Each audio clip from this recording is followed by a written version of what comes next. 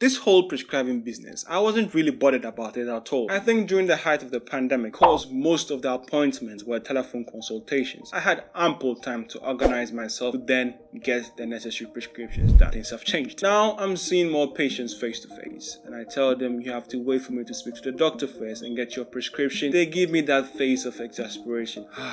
I remember a while back I was reading an article looking at how consultants felt about physician associates. Among the limitations they listed as to why they wouldn't employ a physician associate: they can't prescribe, they can't order ionizing radiation, so what is their use for me? One way or the other, it needs to be tackled. And following my last video, Rob said this: non-medical prescribers are prescribing from the BNF based upon their own expertise and competence. No reason why PAs cannot do so. They should implement additional standalone models for PAs. Rob was making some fair points. There is no doubt that physician associates will prescribe. Following regulation by the GMs, there are plans to push for prescriptive rise within the following 24 months. Now the question is, how will it come? I was reading this article which gives a few suggestions. One of the suggestions was that of Rob, as in physician associates prescribing wouldn't be the first time a non-medic is prescribing. Non-medical prescribers do exist, and they gain the authority to prescribe after they've completed courses like the V300, so there's already an established route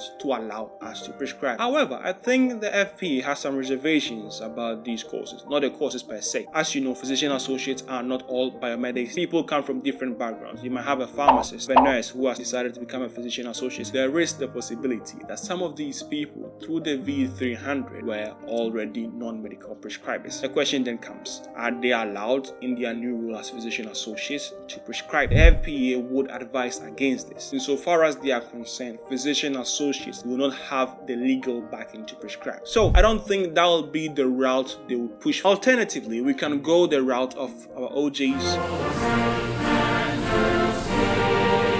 And as you know, physician associates have been in the USA since the 1965. If my memory serves me right, they started prescribing, I believe, in the 1980s. After they complete their PA program, which is very similar to ours, they sit the PAINS exams, and upon completion, they are allowed to prescribe. Question is, can we compare how pharmacology is taught in the USA to the UK? I read a paper, and this is what I found. This paper looked at how pharmacology is taught within the various PA programs within the UK. All the universities that responded to the survey did teach pharmacology. Some had dedicated modules to it, and with others it was integrated into the whole program. Some people did 40 hours, some people did 400 hours. So there is a degree of variation within the different courses. However, the standardization seems to be brought about by the PAIN exam. The final exams a physician associate sits upon graduating 40% based on management of conditions. And when managing, often at times you need medication. And if you compare this to the PAINS exam, there seem to be broad similarities in that respect as well. Another way prescribing rights could come about could be through the